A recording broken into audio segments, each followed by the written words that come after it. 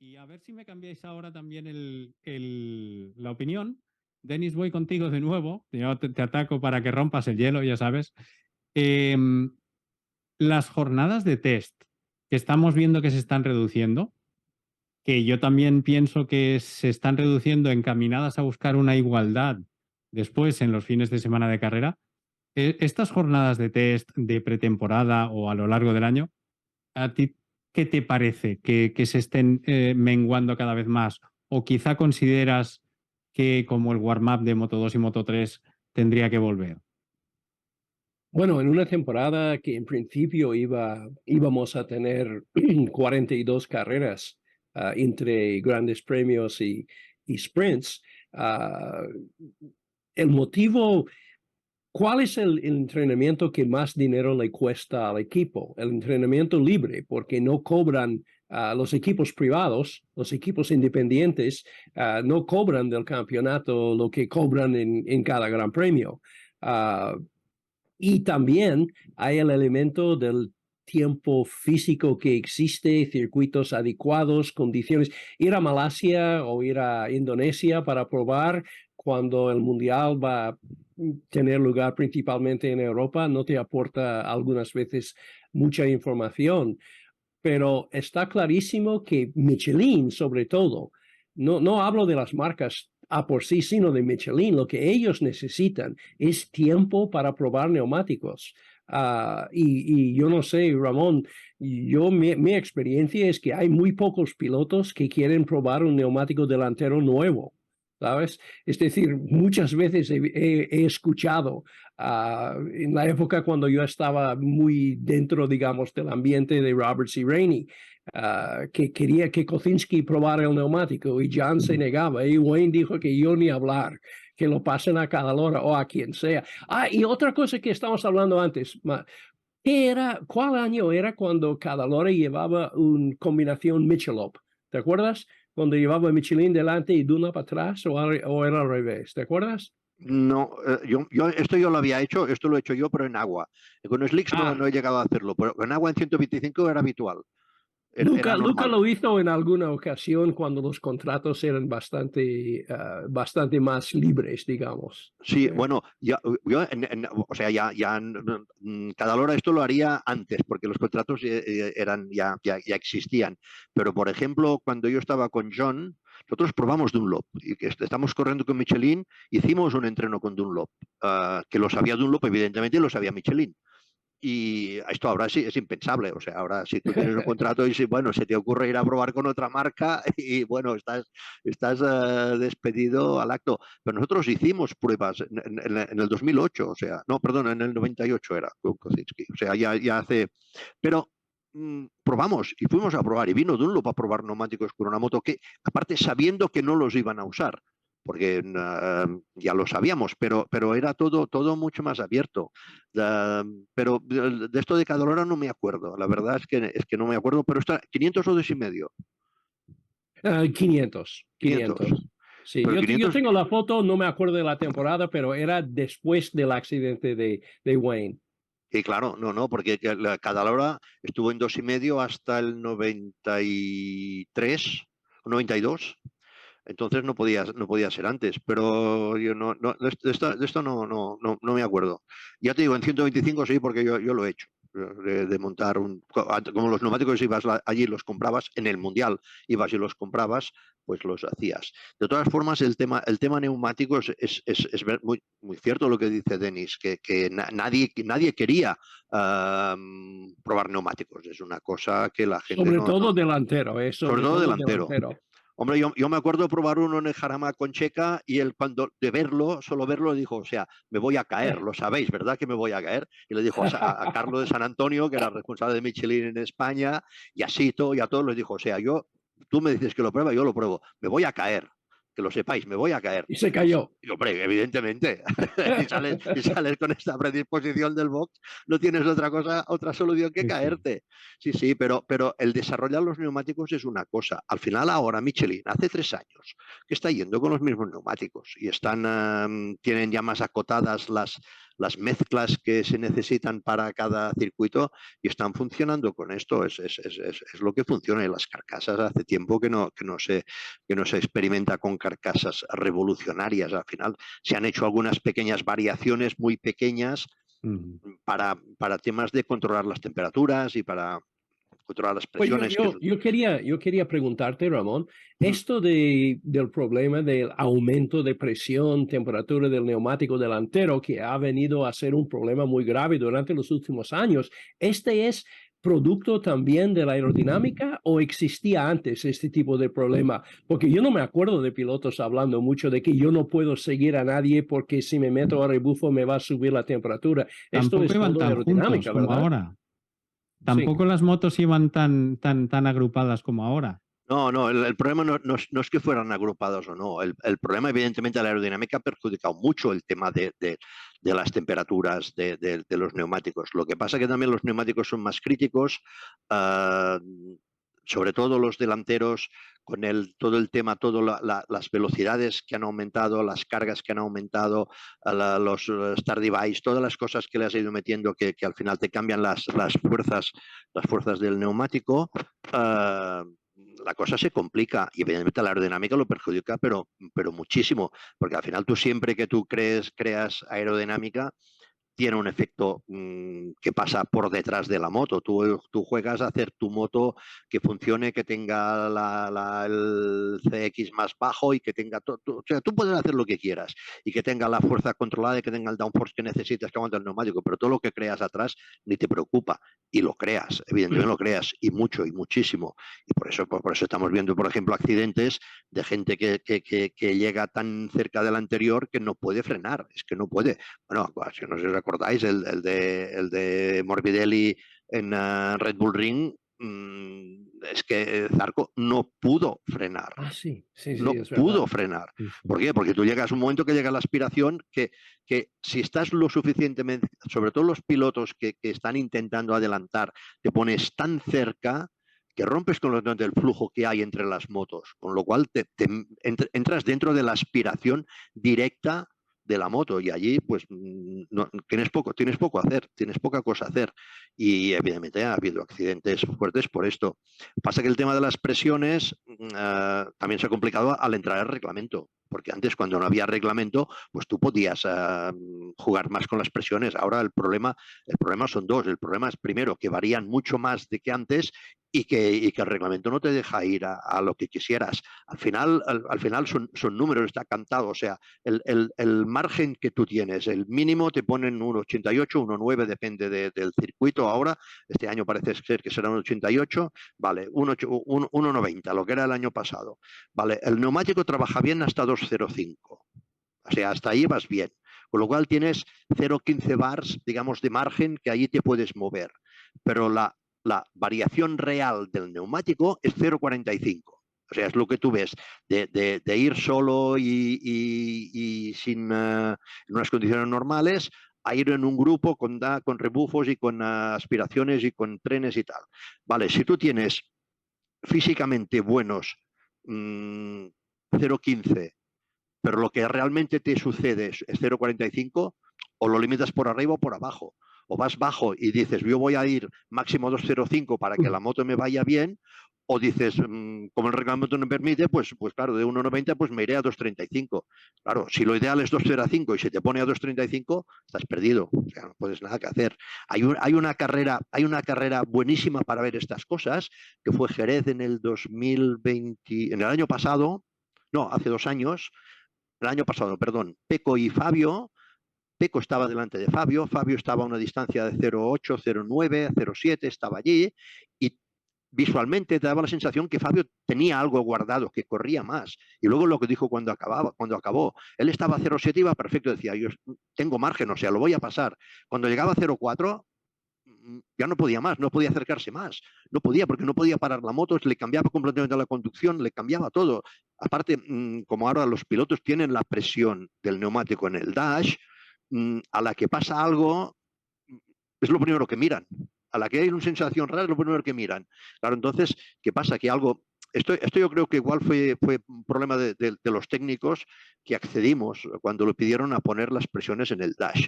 Igual si no las hubiésemos puesto nunca, ahora la culpa sería un poco más repartida. Pero claro, como ahora tú a la que tienes una sensación un poco rara, que hace lo primero es mirar la presión delantera y ves que está encima de 205, claro, y lo que decía Fabio, decía, o sea, yo iba allí y yo decía, bueno, es que yo lo paso bien. Me acercaba a 0,4, subía la presión, ya no podía frenar al mismo punto, no me la podía jugar porque entraba en la aspiración y si me la quería jugar sabía que igual no podía parar la moto, iba a montar un desastre y acabó detrás de Pecco. Yo me acuerdo en la época Bridgestone, algunas veces he oído a pilotos decir que salieron con 0.5, 0.6 a principio de carrera y que el neumático tenía tacto de un pinchazo, ¿sabes? Pero ya después de la vuelta de precalentamiento empezaba ya a subir. Sí, pero Bridgestone era mucho menos crítico a la presión. Bridgestone, por ejemplo, ahora el tema de decidir las presiones y de controlar las presiones es complicadísimo porque te depende de mil cosas. O sea, ahora ya hay los sensores en los neumáticos que ya primero los sensores te miraban la presión y estaba muy bien. Luego empezaron la presión y la temperatura del aire. Ahora ya tienes láser que te miran la temperatura del wall del neumático, de las paredes del neumático para saber dónde calientas, si calientas en la zona de apoyo, si calientas en el centro, si es en frenada, si es acelerando, o sea, ya todo es muy complicado y al final la presión es una cosa que solo depende aparte de que todo lo que le afecta, que decimos la aerodinámica y de la frenada y los neumáticos y todo, solo hay un factor que afecta a la presión, que es la temperatura del aire que hay dentro del neumático, no hay nada más que lo afecte. Pasa que esta temperatura es muy variable por otras cosas que tienes por ahí fuera, que será la aerodinámica, y que será el rozamiento, y que será la goma de del neumático. Cuando tiene menos goma, el neumático se calienta menos que cuando tiene mucha goma. Esto parecería que tendría que ser al revés y no es así, o sea, cuanto menos goma, menos se calienta el neumático, y todas estas cosas te afectan la temperatura del aire. La temperatura del aire te afecta a la presión. Y sobre todo pasa una cosa que es muy complicada de controlar, que es que el neumático, por el tipo de fabricación, tiene humedad. Dentro el neumático tiene humedad. Entonces tú, evidentemente, cualquier fluido, el aire, es mucho más inestable si tiene humedad que si no tiene. O sea, el problema del aire es la humedad. ¿Vale? Entonces, ahora se están echando los neumáticos, algunos equipos con nitrógeno y otros con aire seco. El nitrógeno no tiene ninguna ventaja sobre el aire seco, cero, ninguna, absolutamente ninguna. Solo que el nitrógeno ya es seco de por sí, se llama nitrógeno seco, lo pones en la botella y el aire lo tienes que desecar, porque el aire tiene humedad. Pero lo que pasa es que cuando tú estás circulando y calientas y tienes movimiento, sobre todo el movimiento de las moléculas, de la goma, de fricción molecular, que es lo que calienta el neumático, no es el rozar con el suelo, esto no tiene nada que ver.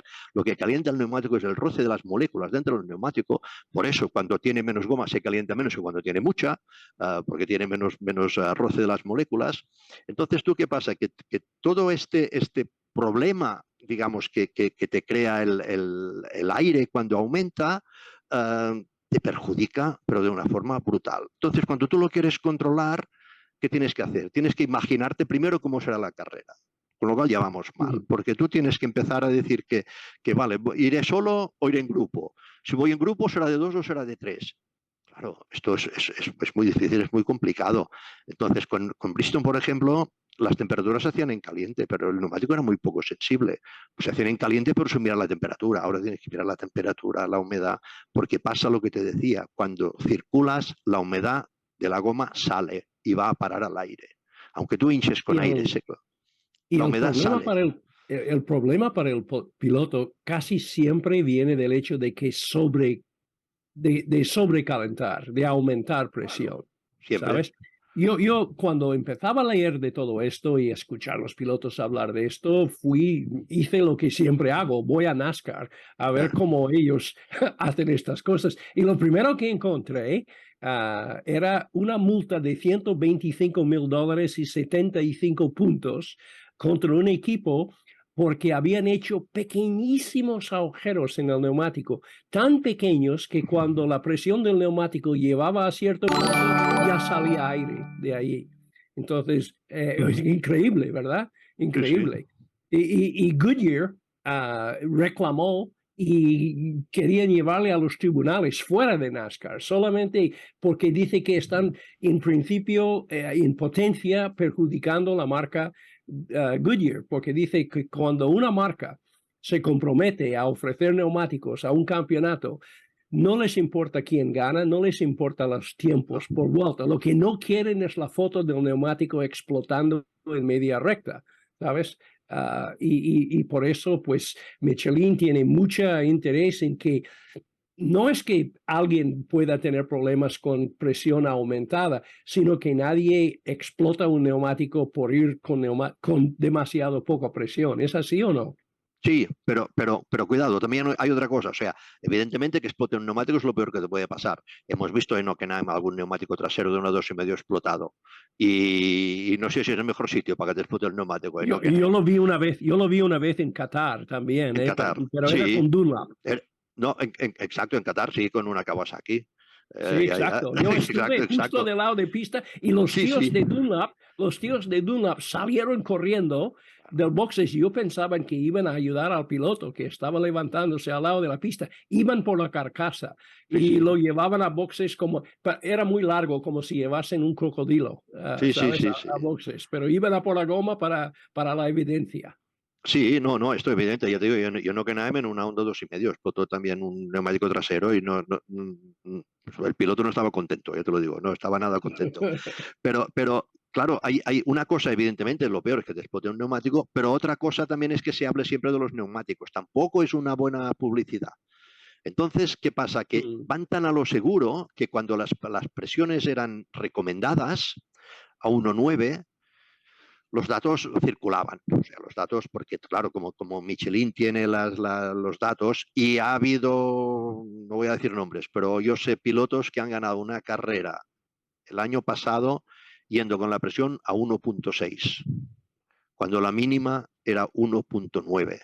O sea, la seguridad, yo creo que el margen que hay es muy grande. Y ahora esto se está trasladando un poco a Moto E también, porque yo en la carrera de Le Mans estuve hablando precisamente con Taramaso para decirle, oye, aquí hemos puesto el mínimo a 2,1. 2,1 es muy alto, porque no, es claro, es que la moto pesa mucho. No, bueno, pero es que la moto pesa mucho. Pero es que, claro, si tú vas a ir con una carrera tan corta y ya estamos llegando a más de 2,2, los pilotos ya empiezan a quejarse. Y si con una MotoGP que pesa menos, pero que corre mucho más, con lo cual las fuerzas que tienes en la frenada no es muy diferente, ¿eh? Una cosa es el peso estático y otra cosa es la fuerza que tiene contra el neumático cuando frenas, yo creo que hay margen para bajar las mínimas, que solucionaría mucho el problema. Entonces, claro, lo han bajado de 1,9 a 1,88.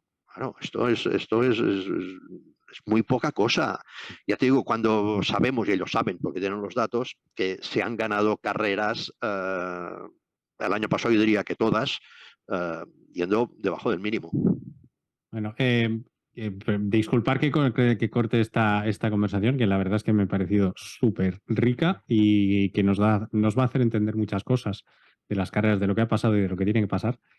Pero, y vinculándolo con esto que estáis diciendo, de que realmente cambia el pilotaje, de que, bueno, pues los pilotos sienten ese aumento de presión, a mí me lleva a pensar, y bueno, creo que lo hemos visto y además Morbidelli lo decía, por cierto, ya luego os comento qué me dijo Morbidelli del accidente de Zarco.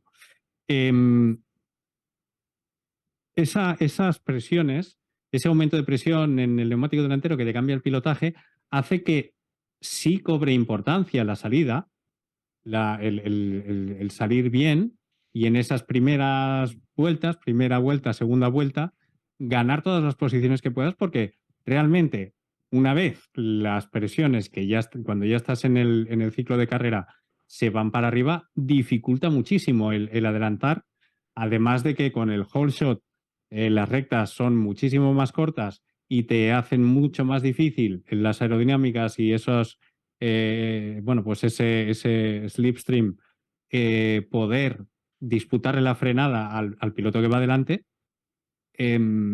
¿Vosotros creéis que todo esto está haciendo que la inseguridad esté un poquito más en tela de juicio? No lo sé. la verdad es que siempre es lo mismo. O sea, con lo importante yo creo que más que salir bien es clasificarse bien. O sea, la clasificación se ha vuelto importantísima. Porque ¿qué pasa? Que con todos los artilugios que hay de salida, con el hole shot y todo esto, es difícil ver salidas. Sí que a veces hay un tío que sale el 15 y se te pone delante, pero pasa poco. O sea, las motos tienen un control de salida muy estudiado y tienen todo el tema de los mapas de salida de los launch control muy estudiado y no hay unas grandes diferencias. Antes la diferencia solo había cuando se salía empujón, entonces ahí sí que había diferencias de verdad.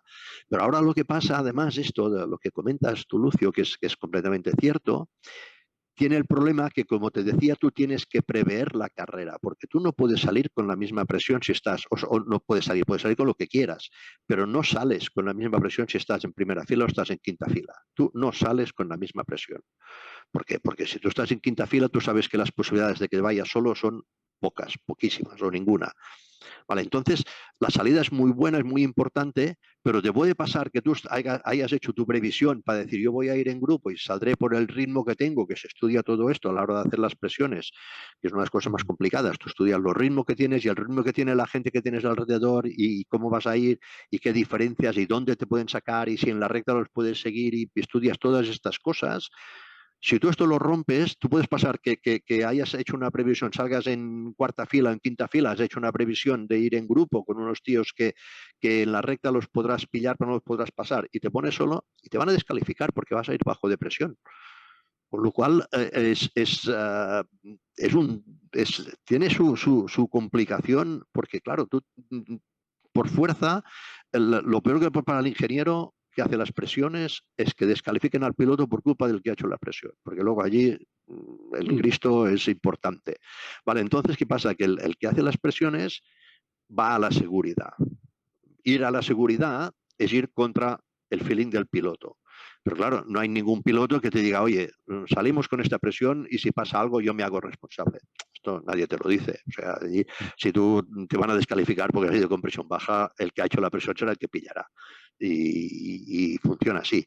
Y al final, para mí, si se pudiese, como también es difícil saber cuál es la mínima por seguridad, porque claro, para probarlo es complicado, para probarlo tienes que explotar un neumático y en condiciones de banco de pruebas seguro que lo han hecho, pero yo no sé si es exactamente reproducible lo que tienes en la moto. Entonces, para mí, por las presiones que sé que se ha ido el año pasado, yo creo que hay un margen de seguridad importante, que si pudieses bajar 0,1, si el mínimo se pusiese en vez de 1,88 en 1,8, pero estricto, o sea, que nadie fuese por debajo de 1,8, yo opino, porque ya te digo, no, ni he hecho pruebas en banco, ni he hecho nada. Opino que la seguridad se podría seguir manteniendo y se facilitarían mucho las cosas y se habría más adelantamientos y sería una ventaja. Pero cuidado, esto... Pero Denis, a ti, perdona Ramón, Denis, a ti te pregunto lo mismo, pero incluyendo también el tema que comentábamos al inicio, ¿no? Que es la combinación del dispositivo de salida del whole shot y de la aerodinámica, junto con lo que estamos comentando de las presiones de los neumáticos. Si eso está haciendo que la agresividad en la parrilla en esas primeras vueltas tenga que ser un poquito más alta que los riesgos que se tomaban en el pasado. Hay una cosa que yo hago después de cada gran premio, cada sprint, hago este repaso de los tiempos por vuelta de cada piloto. Y a diferencia de hace unos años, he visto en una ocasión, no me acuerdo cuál, una de las carreras que ha ganado Bagnaia no era el piloto más rápido en pista en ninguna vuelta. Siempre había alguien más rápido, a lo mejor iba en el puesto 15, pero estaba haciendo tiempos mejores que el líder.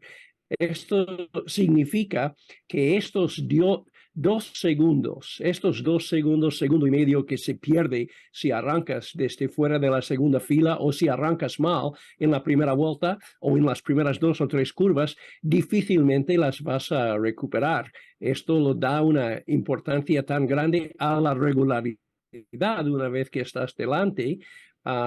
pero al mismo tiempo, bueno, es decir, a mí lo que me sorprende, en esta última carrera, Bezzecchi era el piloto más rápido casi siempre. En 11 de las, no me acuerdo, 27 vueltas, y siempre era de los primeros más rápidos. Pero hay veces que se habla, por ejemplo, clásico es de Morbidelli, diciendo que Morbidelli va muy lento. Morbidelli a lo mejor ha hecho a una décima máxima, bueno, a una décima de los tiempos de Quartararo, y Quartararo estaba haciendo casi los mismos tiempos del líder, pero aquellos 2 segundos y pico que perdieron en la primera vuelta han sido definitivas.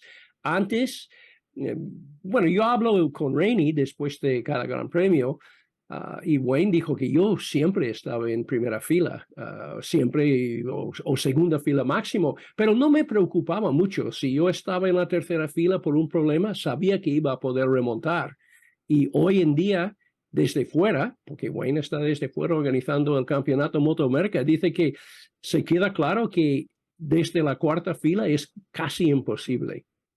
Hemos visto a Binder en una ocasión hacer una remontada tremenda, pero ha sido un poco porque ha sabido ir por dentro cuando había aguilla todavía por el interior de la curva. Y si alguien se hubiera metido delante, en vez de subir de 16 a sexto, pues hubiera quedado décimo o algo así. Y una cosa que sí que he visto recientemente es que las KTM salen como cohetes en cada carrera. Es decir, después de los entrenamientos del sábado, hemos visto a todo el mundo entrenando salidas uno detrás del otro, y muchos discos de embrague sobre el banquillo, que la gente está trabajando con ello. Parece que no sé lo que han hecho en KTM, pero recientemente las KTM salen como balas. Sí, sí, así es. Y bueno, realmente es un poco el escenario que nos deja, ¿no? Esas salidas que son necesarias, que es importantísimo clasificar delante, que Dani Pedrosa nos comentaba en el primer wildcard que hizo en Misano, en Misano, ya lo diré, en Austria, en el Red Bull Ring. Él decía que lo más importante era trabajar durante el fin de semana para clasificar bien, y que luego en carrera ya mantendrían detrás a los pilotos como pudieran. Y un poquito, pues es esa la situación que tenemos en MotoGP, el escenario que se nos ha dibujado, en el que las clasificaciones son muy importantes, la salida es primordial, y las primeras vueltas son la única oportunidad que tienen los pilotos para ganar posiciones, y a partir de ahí tratar de gestionar un poquito las diferencias que tienen. Por lo tanto, y ya para cerrar, ahora os abro el micro a los dos. Empezaremos contigo, Denis. ¿Cuál es tu idea de lo que debe suceder para tener un campeonato que sí que siga siendo atractivo a nivel competición, que haya competitividad, pero que a lo largo de la carrera podamos tener show, además de en las primeras vueltas? Bueno, yo creo que eliminar lo que no aporta nada a la moto de calle es un argumento. Esto sería volver a una aerodinámica básica con un reglamento hecho por especialistas en aerodinámica, definiendo exactamente lo que puedes hacer, y todo lo que no está permitido está prohibido. Y por otro lado, aunque no hemos hablado de electrónica, y aunque en el año 2016 hemos hecho un paso, digamos, hacia atrás en el sentido de la sofisticación, y un paso hacia adelante en lo que ha sido el espectáculo, pero todavía hay un nivel de electrónica que va curva por curva. Es decir, no sé si sería posible ir a una electrónica que sería la misma electrónica para toda la pista. Es decir, que el piloto volviera a tener en la mano todo todo el torque, el par motor, que es lo más importante, más que importante que hablar de caballos, pero que tuviera el mismo motor en un ángulo de primera marcha y 60 kilómetros por hora como en una curva de entrada de meta en cuarta o quinta marcha. No sé si esto sería posible, pero es una de las cosas que yo sigo escuchando. Sobre todo, escucho a los pilotos que ya no están corriendo, como Casey Stoner, que siempre está diciendo que lo que hay que hacer es reducir aún más la electrónica. Por otro lado, entiendo que si sigues el Mundial de Superstock, hay motos de Superstock que tienen un derrapaje, control de derrapaje mucho más sofisticado que una moto de MotoGP. Y también tenemos motos de calle. Este argumento de que debe ser factible para la calle no es válido del todo, porque ABS, nosotros no tenemos ABS ni lo queremos, creo. Y bueno, nada más esto. Eliminar o reducir al máximo la aerodinámica, el whole shot device, altura variable de la moto que no aporta nada imprescindible. Es decir, si nadie lo tuviera, las carreras serían mejores y el piloto tendría más control todavía, que creo que es lo que queremos ver. Ramón, para ti. Sí, al final es lo mismo. Yo creo que evidentemente eliminar digamos, lo superfluo, lo que no aporta nada, que aporta ventajas, pero que si lo sacas para todo el mundo, al final la igualdad pasa a ser un factor que controla a otra persona, en este caso más el piloto. Esto es evidente. Y para mí la electrónica, sobre todo con las motos, las potencias que hay ahora y el par motor y todo lo que hay ahora, la electrónica para mí es muy importante en el plan seguridad. O sea, todo lo que es dejar electrónica para evitar accidentes, para evitar desgracias, esto es importante. Lo que es en el plan conseguir ventajas, pues ahí lo puedes sacar.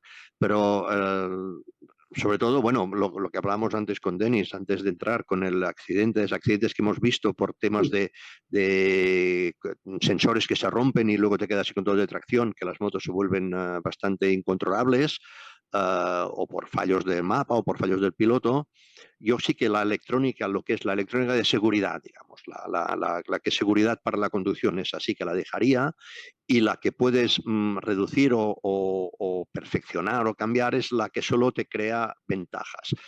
Es ir un poco en contra de mi posición, que normalmente es que los reglamentos tienen que ser muy libres, pero la verdad es que estamos entrando, yo creo, en una dinámica complicada para poder controlar los accidentes y poder controlar las carreras, que las carreras sean divertidas, que haya diferencias, que haya que el piloto pueda hacer algo diferente de lo que está haciendo en un momento determinado. Y ahora la verdad es que tiene poco margen para hacer algo diferente de todo lo que está programado que puede hacer.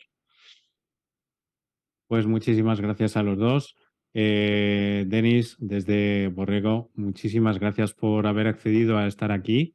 Insisto, a todos los que escuchen este podcast o vean este vídeo, recordad Radio Cotillo en YouTube y en Spotify, lo encontraréis y encontraréis las reflexiones para nosotros, nuestro sabio particular, para los que llevamos toda la vida viendo motos. Y Ramón Forcada, pues lo podéis ver en el Junior GP, ya sabéis, habéis oído hablar todos de David Almansa, está ahí detrás del equipo, empujándolo y llevándolo hacia arriba. También está en Moto-E, divirtiéndose con las motos que no tienen ni dispositivos de altura variable ni aerodinámica, y me dijo por Twitter una vez, y espero que nunca lleguen. Y ya veis, entre los dos un poco llegan por caminos diferentes a la misma conclusión de que las motos necesitan un punto de simplificación. Especialmente me quedo con lo que nos ha comentado Ramón Forcada, de que aquello que no produce o que no provoque una ventaja no es necesario tenerlo. Y bueno, pues en ese sentido la aerodinámica, la electrónica y los dispositivos de altura, como bien decía Denis Noyes, quizá deban de ver un poquito pues una menor presencia en el campeonato. Chicos, muchísimas gracias por habernos acompañado y una vez más, Ramón Forcada, Denis Noyes, muy agradecido de que hayas estado aquí conmigo. Gracias. Un placer, un placer. Hasta luego. Muy bien, hasta otra.